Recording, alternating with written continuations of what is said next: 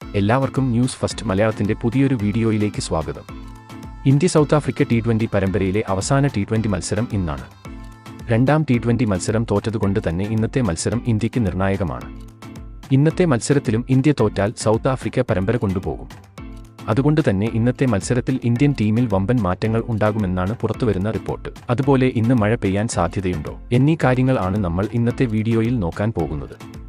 ആദ്യ T20 മത്സരം മഴ മൂലം നഷ്ടമായിരുന്നു. എന്നാൽ കഴിഞ്ഞ T20 മത്സരത്തിൽ ഇന്ത്യ സൗത്ത് ആഫ്രിക്കയ്ക്ക് മുന്നിൽ മുട്ടുകുത്തി.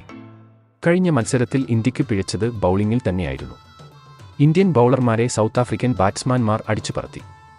അതുകൊണ്ട് തന്നെ ബൗളിംഗിൽ 2 പുതിയ താരങ്ങളെ ടീമിലെത്തിക്കാനാണ് ഇന്ത്യയുടെ പദ്ധതി. അതുപോലെ ഓപ്പണിംഗിലും മാറ്റമുണ്ട്. കഴിഞ്ഞ മത്സരത്തിൽ ഫ്ലോപ്പ് ആയിരുന്ന ജയ്സ്വാളിന് പകരം ഋതുരാജ് ഗെയ്ക്വാദ് ഇന്ന് കളിച്ചേക്കും.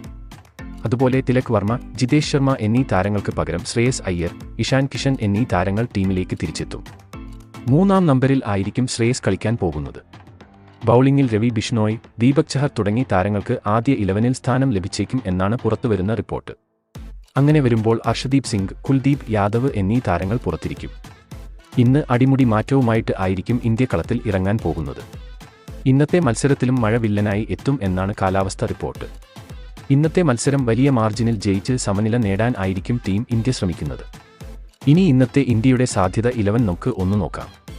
ഋതുരാജ് ഗെയ്ക്വാദ്, ഗിൽ, ശ്രേയസ് അയ്യർ, സൂര്യകുമാർ യാദവ്, ഇഷാൻ കിഷൻ, റിങ്കു സിംഗ്, രവീന്ദ്ര ജഡേജ, രവി ബിഷ്ണോയ്, മുഹമ്മദ് സിറാജ്, ദീപക് ചഹർ, മുകേഷ് കുമാർ എന്നിവരായിരിക്കും.